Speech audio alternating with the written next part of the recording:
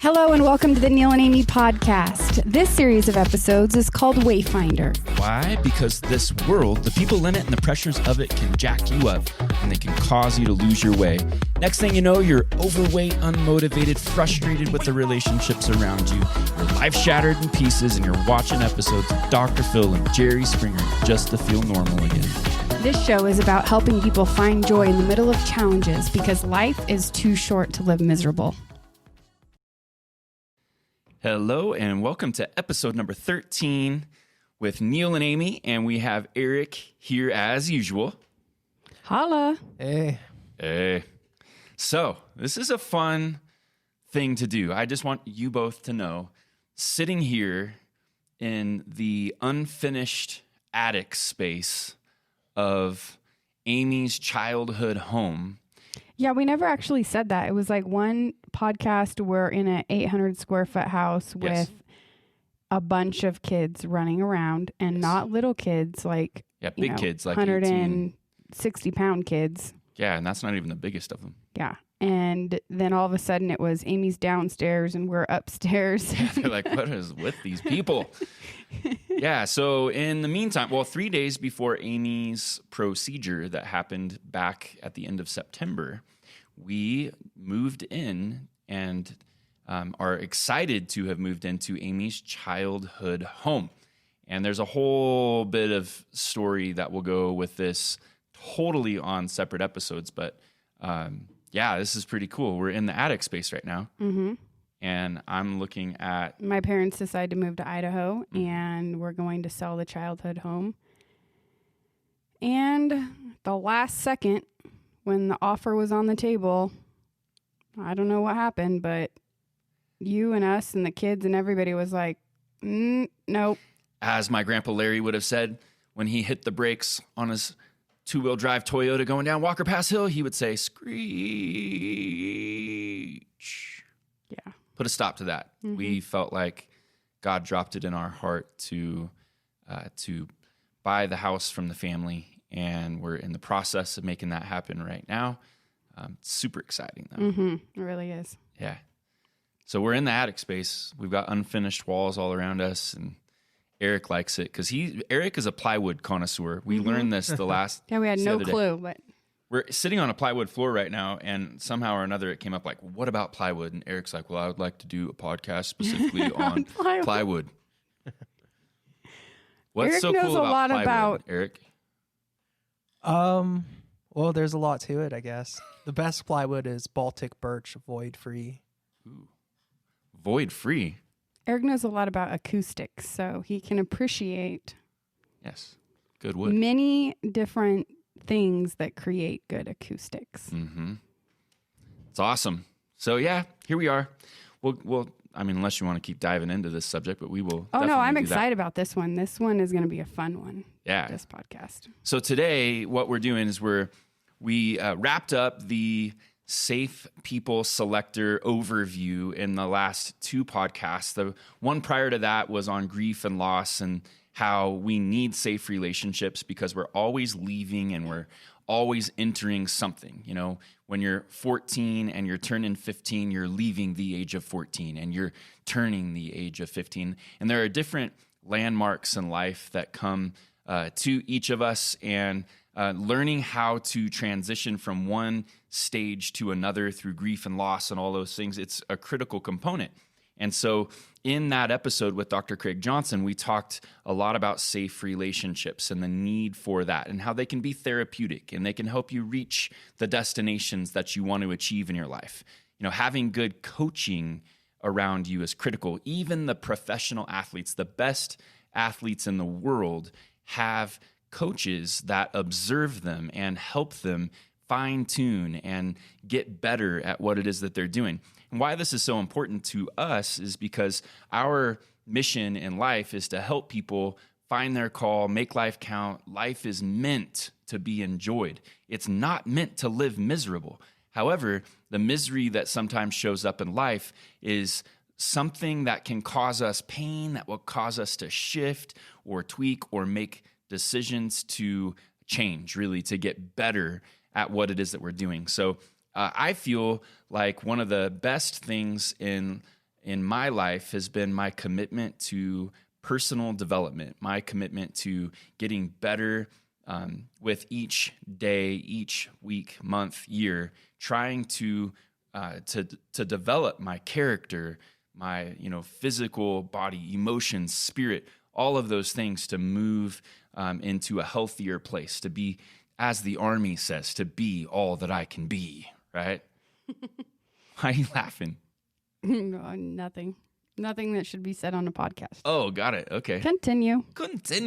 So, because of that, this podcast is all about helping you do the same. That's what we want to do. We want to share whatever we have to help you get better, find your path in life, and all of the above. So today we're talking about how to take those safe relationships, covenant relationships, people that are close with you, and to create crews. Crews.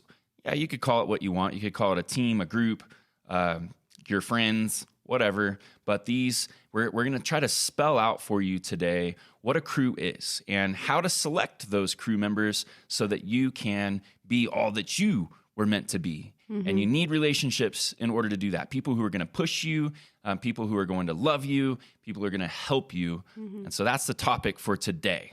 It's how to assimilate a crew. Right. And I think it's interesting. I was growing up building a lot of stuff. Like my dad and mom, when even building this house, we were a part of the contracting crew, or the, I don't know, whatever you want to call it. We're the construction crew. So we learned at a very young age how you mixed what was called mud, which was a concrete substance that the mason guy would apply in between the blocks, the concrete blocks, to build the foundation of the home. Yep. I mean, we were little and we knew the ratio, the recipe, how to do it. We delivered it to the guy. He had no complaints. In life, every little element is so important. We couldn't make the right mud for the masonry guy out of whatever we wanted to. Like, we couldn't be like, oh, yeah, no, we're not going to use that concrete powder there anymore. We decided we're just going to use mud. It's free. Frosting. I like frosting. I mean, we're just going to use dirt. It's free. We're going to make mud out of dirt.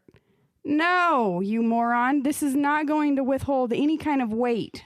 Like, so when we're assembling crews, we need to think about it in that kind of a fashion. Like, this isn't happenstance. You don't just like pick your crew because, oh, that's easy. That person lives down the street, or, oh, this person's not really going to challenge me too much, or whatever it is. We have to actually like think about the ingredients in your crew are going to make or break the progress you see in your life. Yes. And I want to make perfectly clear what our stance is about each of us. We strongly believe that every single person needs a crew. You need, and I need. We need people in our lives to challenge us, and we need people in our lives to cheer us on. Those are kind of the two components, challenge and cheer, right? It's a mixture of those two things, and that's what a good crew provides for you. So even today, just so you know, I was on a call with a coach, basically, who was challenging me if I want to level up, like we've arrived at a certain place in our lives. You know, we're exiting our 30s and entering into a new land, and that new land has new challenges. It has new business challenges. It has new personal challenges. And so I am feeling like I need more challenge and more cheer from people who are, let's say, further down the road than me. And so we're doing what it is that we can to position people around our lives to put the right ingredients in our lives to cause us to grow. Right. And that's why we really want to challenge you, the listener, to really think about, when you're assembling your crew, what ingredients those crew members are bringing to the table. Yeah. Yep. That's critical. Because, I mean, my sister and I, we could have made that mud for Mark Mason all day long out of dirt and crushed acorns. But this house would not be standing if we did so. Like, the wall would have just fallen down. Yes. Very, very key. The ingredients are key. They bond together. They they build something worth standing, or Absolutely. that is worth a lifetime of standing, if you will. Yes, they're very important. In fact, let me take you back just even 5 podcasts back. We did one about quiet time. We did one about like sitting with what we would say is the Spirit. And then the very next week, we did one on the checkpoint process. And we use language that says like 1 degree will actually, each day, if you're just focusing on moving just 1 degree in the right direction, you're going to stay on course by doing so. So there's 2 components there: sitting with the Spirit, checkpoint process, and the third component is the crew. And by having those 3 components in place, what you have is the right ingredients to lay a solid foundation to build a really badass house. And hopefully it's really the dream that's placed in your heart. Those ingredients will help you arrive there. So the Wayfinder book, it goes heavily into those 3 topics. It's really focused around that. And this series of podcasts is focused around helping you establish some of those ingredients. So don't just listen to this and think, that's nice. Those are nice things. It's only nice if you choose to apply. You've got to choose to act. You've got to choose to make a move. If not, you're going to know how to do whatever it is that's in your heart to do, but you're just not going to do it because you're not actually applying this. And it doesn't matter what age. We got a super cool text last night. There was a young man who's just a freshman in high school, and his mom texted and said, "This is so awesome. My son just listened to your podcast all day long today as he was doing his homework and doing his school from home." And I thought that was so awesome because, at that age, I don't know how focused I was on that. I probably was a lot more focused on other things. And for me, I feel like it's so great. It doesn't matter if you're 13, 14, 15 years old. You can apply these things and they can change your life. The same as you can if you're 70 years old. These components have the ability to work no matter what age and stage. It's incredible. So, Aim, you're over there typing, and it always makes me wonder, like, what's going on in this world of? Are you typing podcast really related stuff, or are you like? I don't know if I want to know. I don't know if you want to know either. I don't know. Do I? I'm like having a hot flash right now because of this. Because you keep looking at me, ridiculous and it's like, whoa, I'm having surgery a hot flash. I had to have. And so I just text Quinny, could you please go get my hormone serum so I can apply it to my arms, because I feel like I'm freezing cold and sweating at the same time. And it sucks. And I'm 38. I'm sorry, I'm laughing. Yeah, you should be. Why would you be having a hot flash? I don't even get it. I'm kidding. I do get it, but why are you have you heard of menopause? I can't believe we're talking about menopause right now. Seriously. Kind of like that. Well, my body's trying to figure things out. This is a result of the procedure that you had just this last month. The hysterectomy, yeah. Yes. It's totally okay. I'm just being transparent here. Yeah, way to go. Much appreciated. Okay, so when it comes to picking your crew, assimilating your crew, let's just start there. Like, number one's like we just took you through the Safe People Selector. You don't want to put people on your crew who don't have a pretty strong criteria or meet something close to what we described in the Safe People Selector. Absolutely. So if you have questions about what that is or have not listened to that, go back, listen to those 2 episodes, because that's going to help you. When we say safe people, we're focusing very specifically on certain characteristics. We also sometimes use a term called covenant relationships. And covenant relationships absolutely are safe people, right? Covenant relationships, though, you only have like a handful of those that come into your life and they remain. They're the ones that maybe, stay from the time maybe of adolescence or in your early 20s. You could find them later in life as well, but they remain. They're the ones that 10 years can go by and you might not have had a ton of conversation with them, and then all of a sudden, pick right back up. Boom, you're just back.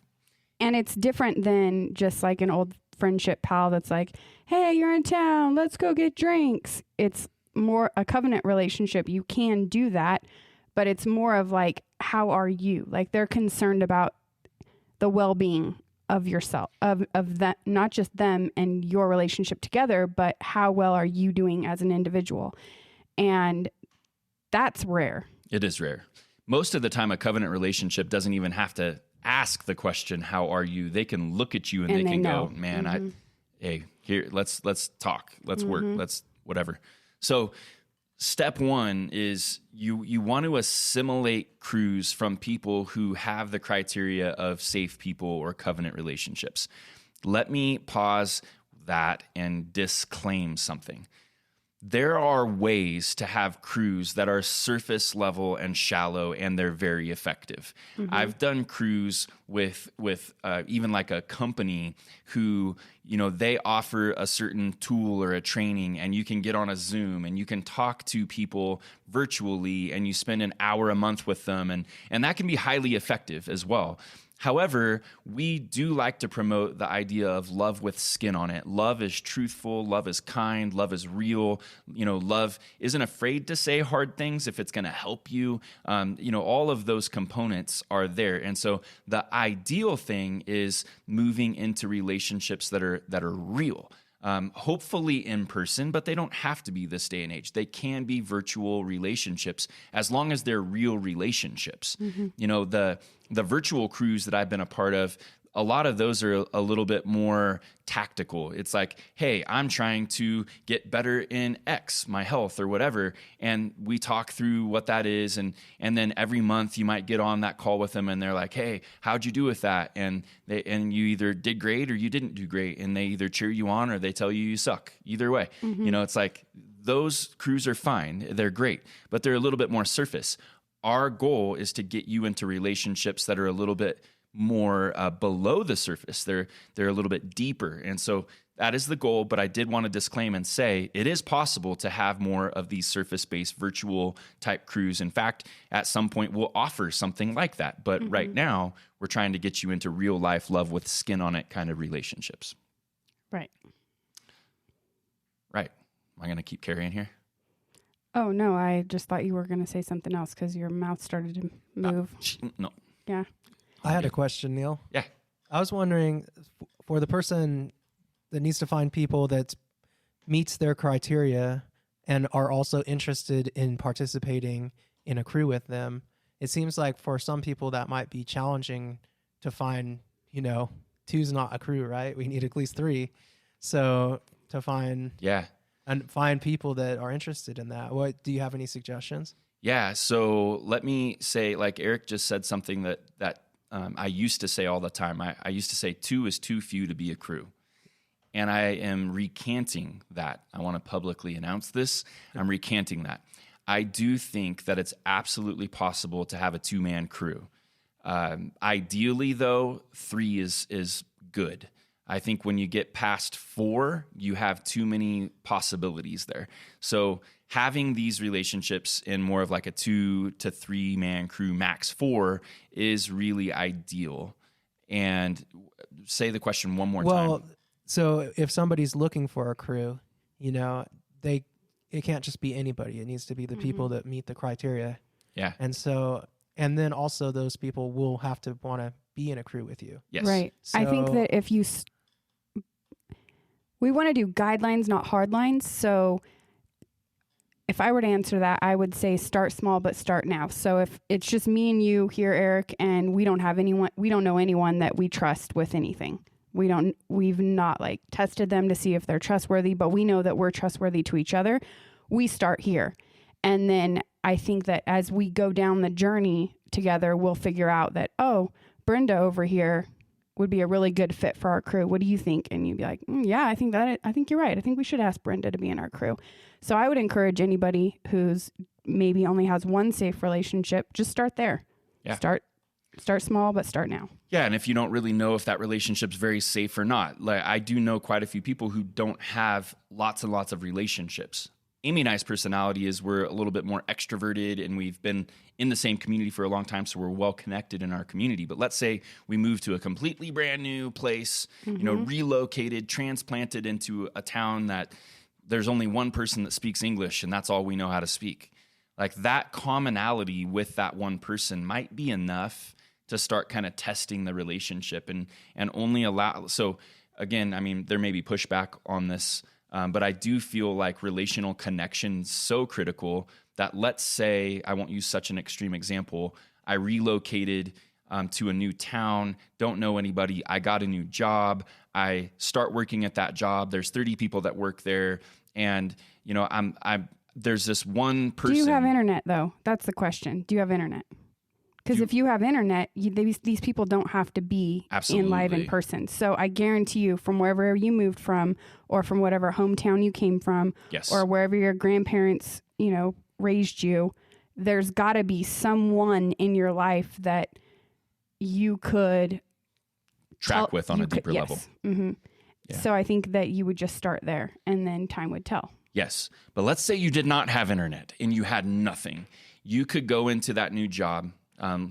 You could find somebody that seems to be have some common interest with, and you could begin to establish that relationship. And you could keep it shallow, and you could dive deeper over the weeks or months or days, however you want to say it. So, did that answer the question? Yeah, I think so. Cool. Start with one and go from there. Heck yeah, totally. So let's talk a little bit about who not to bring into your crew. The don't list. The do nots. So they're probably not just the party friend. They're probably not the person who every single time you're with them want you to do Jell-O shots. or they're like putting more alcohol in your drink than they're drinking, so that you look like a moron before they look like a moron. Can I tell you that story? Do you remember this story? I remember it. I lived it. I had a no longer buddy, because he's a punk. I have a no longer buddy who was like, hey, man, let's have a beer before we go play basketball. Like, okay, that sounds fine. Like, I could totally do that. So I drink. I don't know that I'd ever really drank before playing basketball, but I didn't really care because it was not like some high-level competition, just a men's league. So I have a beer and then head over and play. And after the game, he's like, hey, I just want you to know, like, I gave you that beer and I poured all of mine out because I just wanted to beat you. Like, you're a punk. that's all you are. And he started showing his true colors right then and there. It was like, okay, that's funny, man. Like, really funny. I thought we were like all in this together, but no. Yeah. Like, you know, I've got beer breath while I'm bouncing the ball down the court, and here you are thinking that you're freaking Allen Iverson. And if you are in your 30s, you might remember that. Jeez. Yeah. So you don't want. And you also don't want like shoot the breeze people who are like, hey, how are you? And before you can ever answer like how you're doing, they're like, oh, so guess what? Me and my husband or my boyfriend, we just got this house and we're going on a cruise. And you're like, oh, and you know what happened with my child the other day? Like, she did the funniest thing. Like, come on. Like, wait a sec. You just asked me how I was and you interrupted me. Oh, I thought we were just going to shoot the breeze. Well, that's fine. Shoot the breeze. But you got to be serious. Yeah, you also don't want to make your crew up with what I call fair weather friends. And they're the friends that like you can dump all kinds of time and resource and love into, but it's based off of their mood of whether or not they're going to reciprocate that. Yeah, and you get a hard time, like something happens in your life and you're like, hey, and they just disappear. They don't want to hear your doomsday story, but they want to bring. And they don't want to celebrate you when you actually start doing good. It's like, oh, I don't like the way you're making me feel because you're actually succeeding in something that you've spent a lot of hours on. Oh, okay. That's called the fair weather friend. You don't want those people in your crew. Yes, absolutely. You also don't want foul weather friends in your crew, which are the friends that only show up when they're having foul weather. Yeah. Yeah. Yeah, those are definite no's. You also, since we're on the don't list, you don't want friends who don't want to be a better version of themselves or even think that they need to be a better version of themselves. Yes. I mean, in life, we should all be aspiring to be a better version of ourselves every day, every month, every year, every season that life presents. We should be trying to figure out how we can handle it better and grow. And if you have the friend that has it all figured out, knows everything, and is never wanting to like actually would exceed the word. Yeah. Would that be the right word? Like exceed. Yeah. I think so. Their standard that they're living in, then. Yeah. So we're in the personal development business, and we hope that you are too. You're trying to personally get better. That's the purpose behind all of this. So we sometimes call that PD, personal development. But if their PD is personal destruction, like stay away, like get away. If they are trying to destruct their life, and those are the people, and I'm not like, we're not against Jell-O shots. We're not. We own a bar, just so you know that. We also have recovery programs, just so you know that. And the bar actually at certain times can be job security for the recovery programs. Yes. Go ahead and put that on social media, whoever wants to. It's all good. Like, we're here to help people in any way, shape, or form. And if it's to give them a drink, sweet. If it's to help them get off the sauce, we can do that too. Right. Either way, totally fine. But the point is, if somebody is moving in a direction where they are on a downward spiral and they're not taking steps to start climbing the ladder again, not wanting to do the work, it's and because the principle, this is a biblical principle, it says bad company corrupts good character. So if you're bringing people in your world that are not wanting to move forward, you're hurting yourself. You really are. I'm just going to make the disclaimer just so we can be very clear and on the same page with the listeners. Everything we just mentioned, we're not saying you shouldn't have those people in your life. You absolutely should have those people in your life.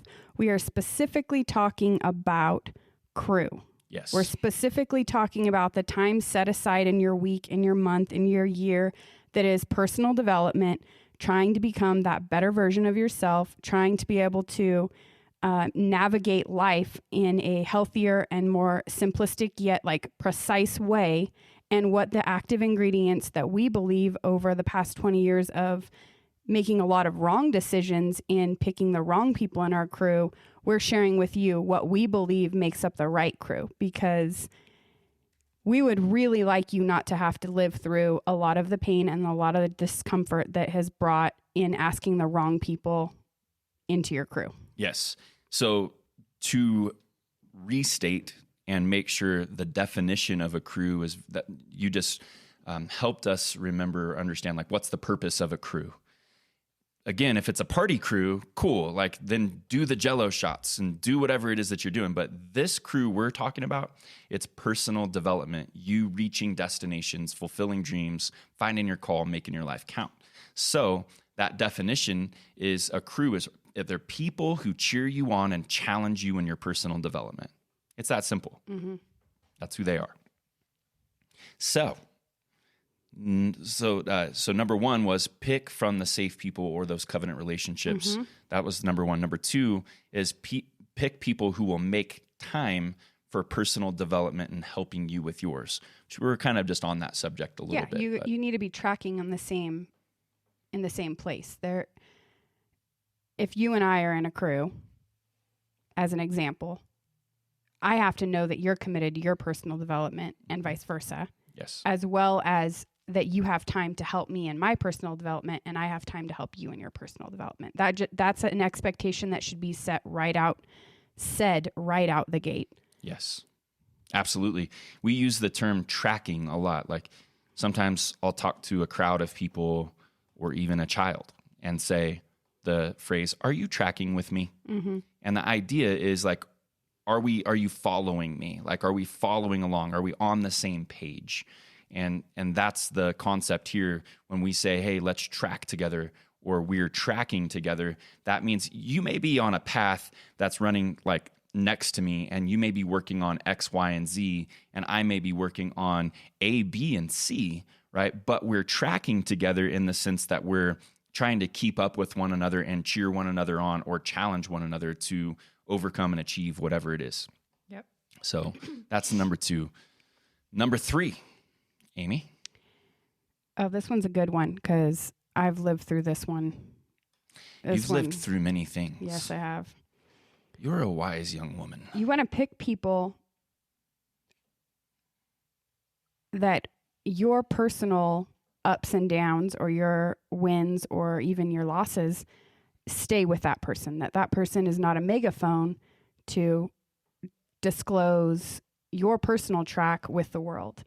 And I think this is something that we've talked a lot about in a lot of our podcasts, but I I wouldn't and I won't ever stop talking about the importance of this, because if someone doesn't respect you enough to keep your secrets or keep something, it's not like a secret, like it's bad. It's just something that you don't want to broadcast. You have that right. Yep.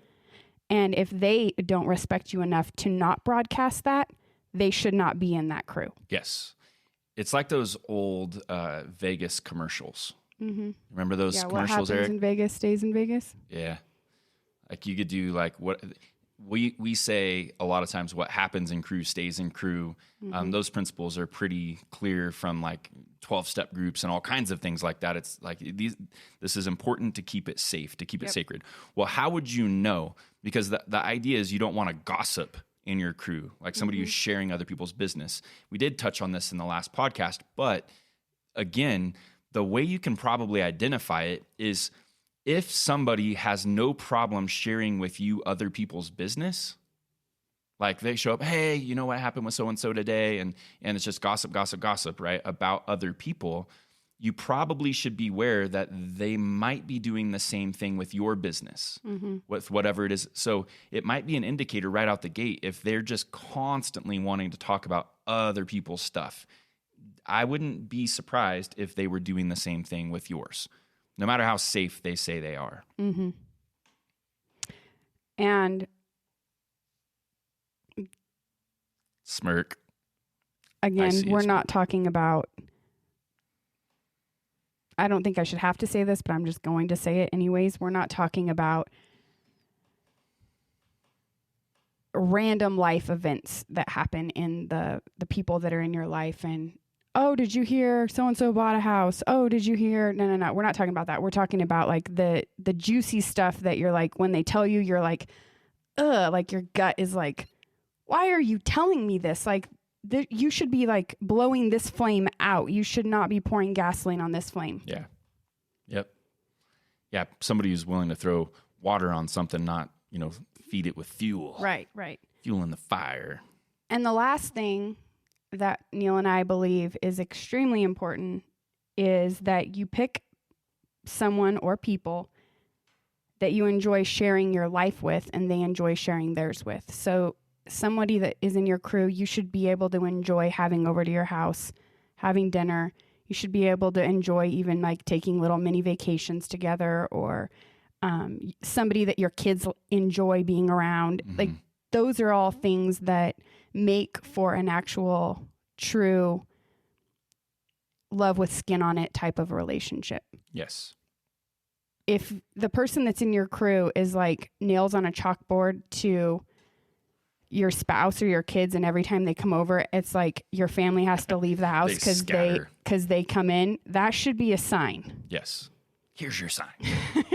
Here, the other thing that could be a sign is if the crew is over and you automatically set a timer for the next time you have to do a crew with that person. Right. Probably another sign that you don't want to be in a crew with that person. Right.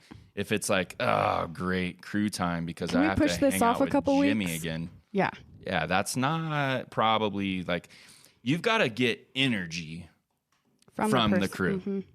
You've got to, like, I'm going to blow Erik up for a minute.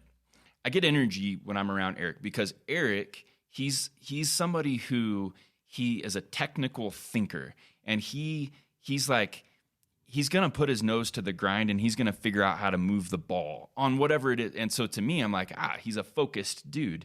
And that to me is energizing, right? But if I'm around a slacker, like all I want to do is smack a slacker. Mm-hmm. That's seriously, because to me, like, I cannot get in. To me, that takes energy from me. It makes me frustrated. So it's very important that you get energy because, again, you should be leaving this time charged. You should be leaving this time with like more energy and passion and force towards whatever that destination is that you're running towards. You shouldn't be leaving this time going, oh my gosh, I just want to go to bed and I want to turn TV on and I just want to check out and shut up, don't talk to me. Yes. Like, that shouldn't be what happens after you have your crew time. Yeah, for sure. And having similar values can be valuable when you're selecting a crew because, for me, huge value. I get energy from spending time with God. I get energy from times of meditation, times of Bible reading. I used to hear the word meditation and be like, oh, that's weird. But really all that is like reflection times, or times where you're like observing what's happening in your life and what you're trying to achieve. I get energy from that. And I need to talk about those times. Those are important things for me in my crew space.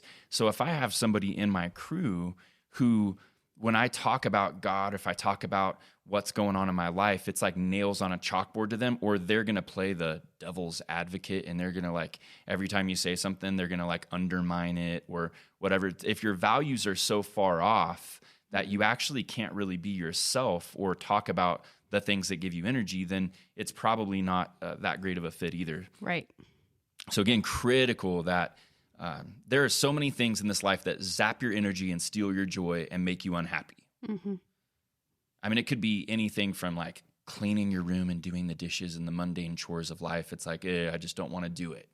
Like, you've got to have energy in this life, and you've got to plug into the power source that's going to cause you to soar. It's going to cause you to win. It's going to pull you through the day, and at the end of the day, not leave you so depleted that you just want to curl up in a ball and not wake up tomorrow.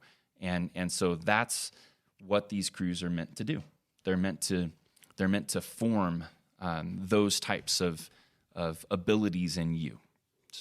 So going back over it, because I think we should leave with the listeners understanding, very quickly the steps of assembling a crew.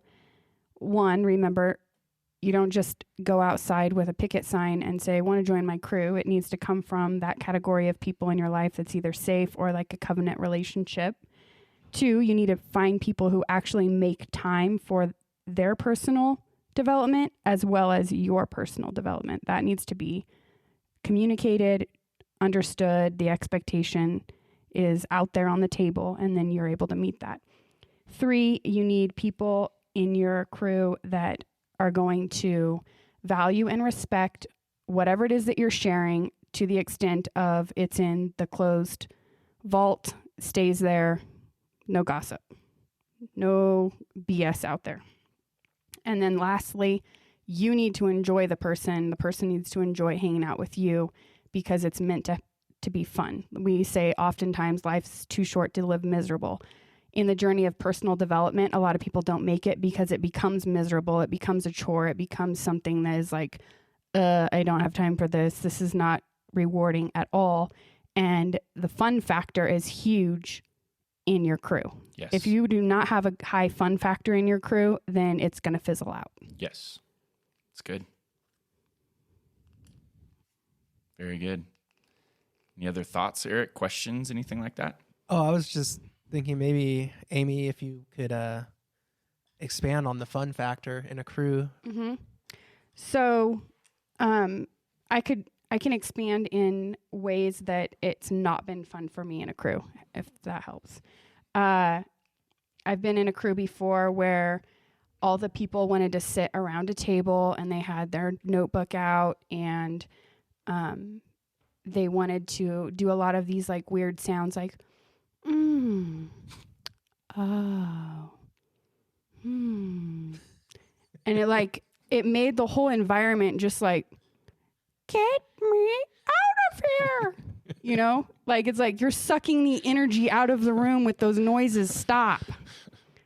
You don't want that. That's not fun. You should be able to my sense of humor is a little skewed, if you guys don't know that already. You should be able to tell your jokes, and people should be able to laugh at it and not correct you and be like, oh, well, I don't know if that's politically correct. You just offended me. That's not fun. You should be able to be yourself. You should be able to say things that you would say to yourself, and they would appreciate it. Another thing would be, if you're in a crew and somebody is always trying to one up you, they won't even let you finish the sentence, and they're like, oh, and then this is what I think, and da da da da da. That's not fun. It should be peaceful. It should be, when you go on your first date and you kind of have the butterflies, and it's like, ooh, like I'm getting to know somebody that I want to get to know better, and I don't know very much about them, but they're interesting enough to me that I'd like to know more. That's not just like in I don't know if you call them. Okay, thank you. I was going to say sexual relationships, but yes, romantic relationships. It can be the same even in absolutely just regular relationships. There should be like that sense of like, I can't wait to hear more about you. And that person should be making you feel the same, like whatever is going on in your life, they can't wait to hear more about. That's fun. I think that doing your crew like at the same place at the same time and that can be like very boring too. So even changing up like your locations and where you're having your time, if it's over Zoom, I guess that doesn't really matter. But if you're doing it in person, maybe you get coffee one day, maybe you go to Cheesecake Factory the next, maybe you go to Disneyland. I don't care. But just it shouldn't be high rules. It should be free flowing. And high relationship with some system, but it doesn't even have to be overly about the system. No, not at all. And so I guess fun might be interpreted differently to different people on what they would think is fun. Because, I mean, I guess there are people who think that it's fun to sit around a table with their notebook and go, Or tea sippers, where it's like the pinky's up, the tea's hot. They're screaming at the server if it's lukewarm. That's not like, fun for me. You're like on pins and needles. You're like, my spine is hurting right now. I'm so tense. I don't know what to do. And my face muscles are like, I'm like having to bite my cheeks just to keep my face muscles from like losing it. You know the people I hate being in a crew with most? They're the ones that have to get in my personal space when they're talking to me. Yeah, and hold your hand and like tap it and stuff. And you're like, please stop. Whoa. Like the personal space to me, it's an 18-inch proximity. I'm pretty sure that's a social thing, actually. Like I need to sit like 3 to 6 feet away from people so that I feel like I can like genuinely vibe. But you know those talkers who, it's like they start to get quieter. And as they get quieter, they get closer. And the next thing you know, you got like breath in your face. And it's like, whoa. Okay, like this is not fun for me. Like I'm feeling violated right now. Not good. Did that answer your question? Yeah. So basically just avoid Karens. And we just lost her headphones. She whipped so hard. Yes, exactly. Yeah, no Karens. Do not be in a crew. And if your name's Karen, change it.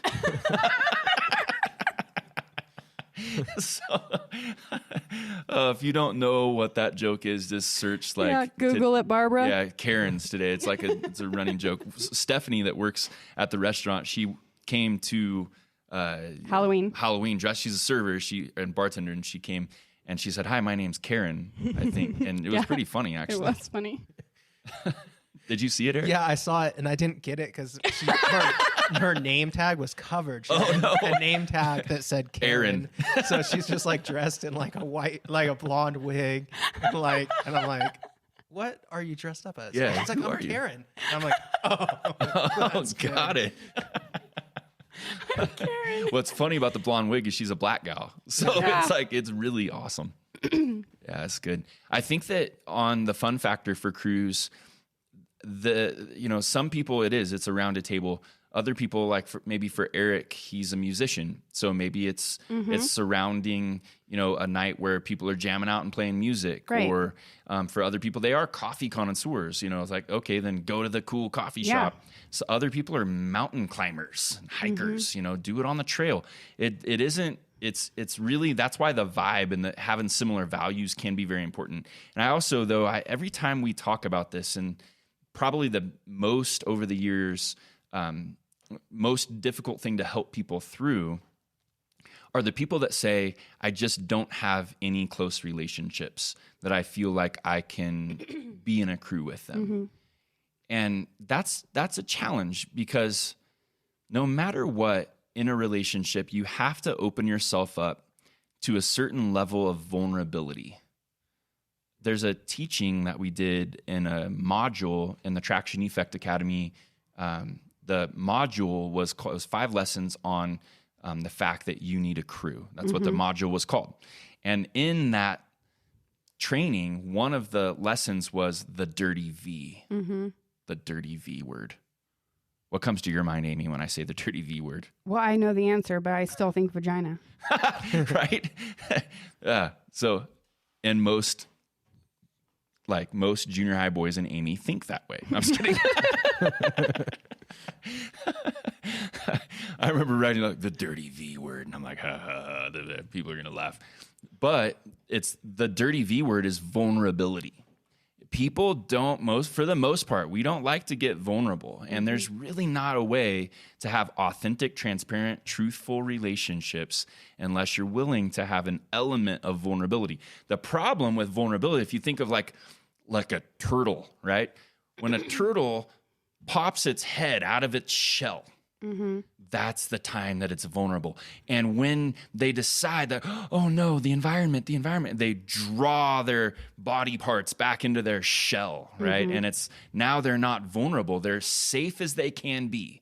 Right. They're protected, right? I think a lot of people live life in the shell. And we've got to come out of our shell. I know it's kind of like a little punny, but you got to come out of your shell and be a little bit more vulnerable. Share certain parts of yourself, right? Not necessarily the V parts. And you have to be okay with knowing that people are not going to accept you for who you are. Not all the time. If you think that all people, you're just going to be yourself and everyone's going to accept you, you're setting yourself up to just run right back into that shell. Yes. So yeah, you have to be vulnerable. You have to, with being vulnerable comes the risks of people disagreeing with you, people not understanding you, people not, caring enough to get to know you more, all of those things. But at the end of the day, you have to ask yourself why you're doing this in the first place. Yeah. Because if you don't even know why you're doing this in the first place, then it's not for you. Totally. If you know that you want to have a crew life, you want to have safe people in your life, you know that what you're trying to do is you're trying to build on top of a foundation that is at some point going to give you a stronger sense about yourself, a stronger sense of how you can help others, a stronger sense of even like the confidence within. You have to, am I going off track? No, you're good. No, heck yeah. I think that it's so important to know why you're doing this. Yes. If you're listening to our podcast and you're like, oh, they're just rambling on about these safe people and they're just rambling on about a crew and I don't even know anyone and George, go get me a pop. And it's like, oh, okay, you know what? You're right. Just turn Judge Judy back on. Okay, we're good. Yep. Let's have a cookie party. That's what we need to have right now. Which party. We had the other night. Yes. Cookie party was awesome. I'm not dogging any of it. I'm saying there's a time for it all, but know what your time is. If you haven't nudging inside yourself saying, gosh, I need to like one up what I'm doing right now. Yeah. We're wanting you to have some more tools in your toolbox to help you become that better person. And what we know is that anytime in the last 20 years that we've been together, we look back at having these safe people in our lives that we were meeting with regularly, that we were sharing our ups and downs, where we wanted to go, how we were going to get there. By far, we were movers and shakers in those moments more than when we were not. Absolutely. They accelerated us. Those relationships pushed us. I told Erik this earlier. I need somebody right now in my business life to push me. That's what I need, because at this point I feel like I've almost plateaued with my current comrades when it comes to somebody to say, hey, I'm up here, right? Yeah. I'm 3 steps above you or whatever, and reaching down to like give me a hand to pull me up to a new level. These relationships need to help you level up. And it's a beautiful thing when you start to experience it. We have a term we call the traction effect, and it's this idea of just the energizing momentum that you experience when you take a step in the right direction. It's like you take one, it's like, oh, maybe that was a fluke. You take 2, and it's like, that's kind of nice. 3 steps in, you're like, dang, if you're a musician, you just learned a new chord, you're starting to figure out the new riff or whatever. If you're a weightlifter, whoa, man, I'm starting to tighten up again. I'm starting to kind of feel it again. That's the traction effect. And your crew has to push you like that, cause you to want to be better. I keep thinking about our nephew Grady, and Erik, we're probably about an hour into this right now, huh? We're at 50 minutes. Oh, beautiful. We can totally talk about Grady. So Grady is a unique, wonderful young man. And how old's Grady, honey? Is he 10? Yeah. And he's of 5 kids, like he's number 3. And each of Ashley, which is Amy's sister, and Johnny, which is one of my very best friends in the entire world, their kids are all very unique. Very different. Same DNA, very different. Yeah. I mean, we could go very deeply into this conversation, but Grady, he's an active little boy, but he's not active on all the same things that, let's say, the majority of little boys are. Like a lot of boys that I know are wanting to like pick up a football and tackle you, or punch you, or something like that. That's Talk like trash. boy stuff. But Grady's different. Like, pee in your army helmet. That was your little brother. That was my little brother. He'd pee in anything he possibly could, So watch out your pocket. I remember you used to tell stories that you'd be actually on the toilet going pee, and he'd come would rushing break in. into the bathroom just to get under my skin, and I'd be sitting on the toilet, and he would pee down my back and into the toilet behind me, and I would just be like, Now, mind you, he's like 8 to 10 years younger than you, right? Oh yeah, I would. So it wasn't like he's like, I was 11 when he was born, so it was like, yeah. So he's just this little he's like boy. 3, and I'm 14. We have lots of pee stories with him. Anyways, so Grady, super unique. He would walk into, like, Amy's a designer, has been forever, loves atmosphere, is always doing something to make something beautiful. And all the family would come in, all the siblings would come in, everybody would walk in, hey, what's going on? Most people are going to go to the chips and salsa right away, not Grady. Grady walks in, and he starts looking around, and he'll say, and he was little. I'm talking like 4 or 5 years old. Mm-hmm. And he would look around and he'd go, Auntie, I just love that bouquet that you put on the table. And he'd use even like the right terminology. Yeah. Oh my goodness, is this a new rug? Yes. Oh, the way it feels on my skin. Yeah. It's amazing. And he would fluctuate his voice, and he would notice the curtains. Yeah. There was the smallest details. He picked up on them. And why I'm saying that is Grady is different, and different in a beautiful way, in a very positive way. And if our goal, and Ashley and Johnny have done a great job of this, and the siblings have as well. They're all different, but they accept Grady for exactly who he is. Right. And they do things to kind of like feed that or fuel that passion for Grady. Right. At Christmas, we aren't buying him, soccer balls. We're buying him art sets. Yeah. Amy's perfume always making. perfume making. He wants to make perfume. I mean, that's just not a thing that the majority of boys do. So if Grady were to get into a crew space, and if Grady were self-conscious about who he was in his crew, and he started to show some of that vulnerability, and then somebody said, well, that's what girls do, that's not what boys do, and start classifying and all those kinds of things, it can snuff that drive for Grady to be who he's called to be. That is his purpose in life. It's very evident that he's going to be in some way, shape, or form designing, doing something. That's his purpose. Absolutely. And I think what's awesome is that as humans, if we could, even going back into the cruise, but even his siblings give him his lane. Yes. So it's like, hey, Grady, I was outside and I got these flowers. I picked these wildflowers and I thought maybe you could dry them and use them for your perfume. Instead of making fun of the fact that he wants to make perfume. Yes. Well, in a crew, that's what we should be doing. Yes. Neal, I can see that you like X, Y, and Z, and you want to be good at this.